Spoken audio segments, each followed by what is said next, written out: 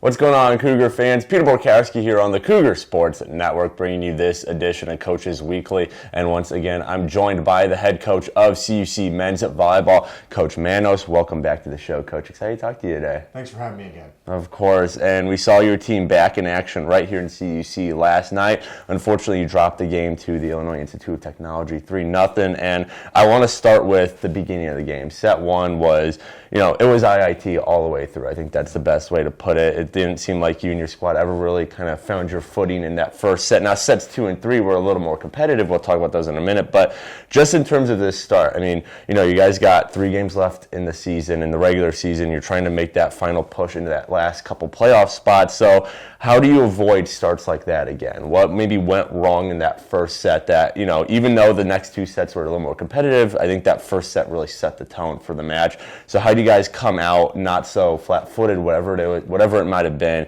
just so you avoid a first set like that again in these next couple of games?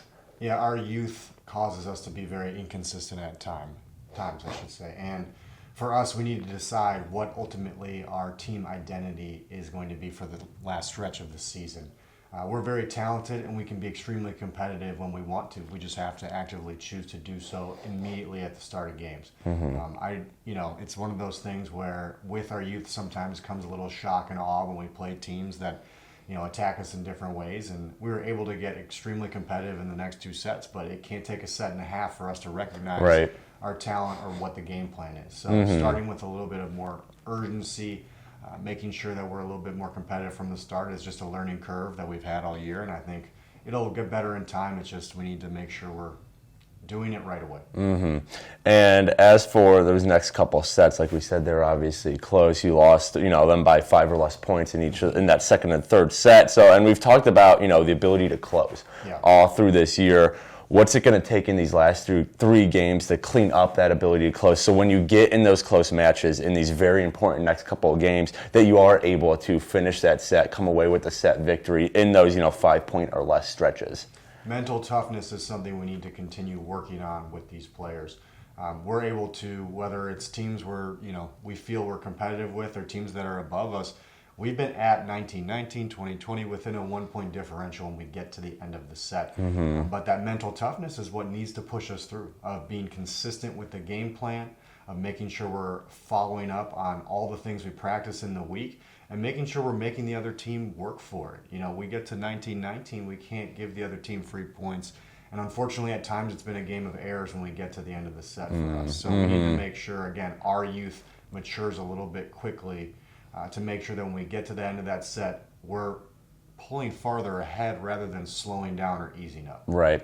And I'm glad that you mentioned, the errors aspect, because I think that was on full display last night at times. Every time it seemed you guys got closer to IIT or started to pull away, like you said, you guys would commit an error, give IIT that free point, give them the service back. So what's it going to take in these, last couple weeks of practice to clean up that error side? So at least in these next couple games, you're going to force teams to beat you rather than like what we saw last night where you guys kind of struggled on your own side a little bit.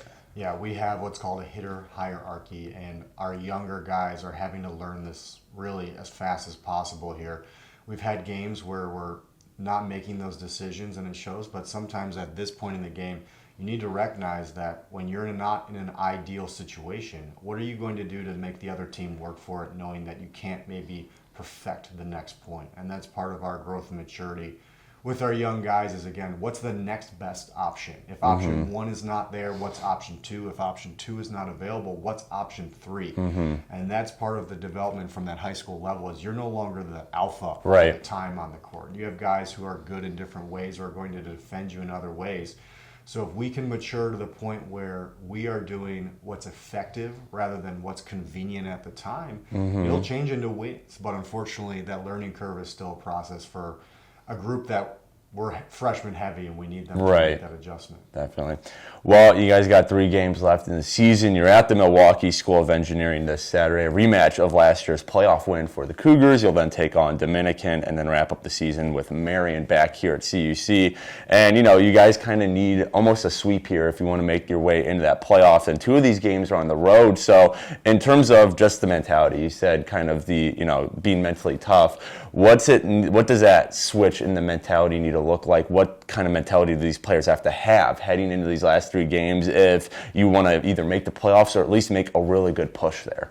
Every game we continue to have a number of highlight plays, a number of amazing plays, a number of plays that you can see the optimism and the encouragement for these guys short term and long term.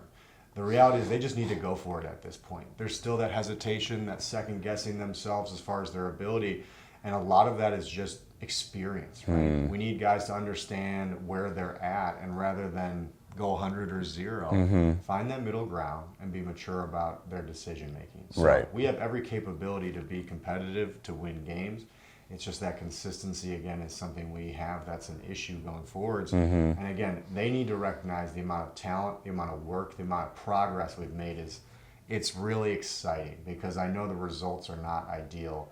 But when you look at us as a whole and you hear our starting lineup and it's freshmen, sophomore, freshmen for the most part, it's exciting, but they need to recognize that, okay, let's play maybe a little bit more with our backs against the wall. Let's play with that blue-collar mentality. Let's be a little bit more chippy rather than passive in terms of our gameplay. And I think if we are able to switch our mindset to that underdog mentality, to that scrap and claw mentality, that we'll be in a position to win games, quite frankly. Right. Well, CUC men's volleyball back in action this Saturday. They take a trip up to the Milwaukee School of Engineering. First serve time for that game is set for 1 p.m. and coverage can be found at our website, cucougars.com. Coach Manos, thanks again for joining me today, and good luck this upcoming weekend. I look forward to talking to you again next week. But until then, this is Peter Borkowski signing off of the Cougar Sports Network and wanting to say, as always, go Cougars.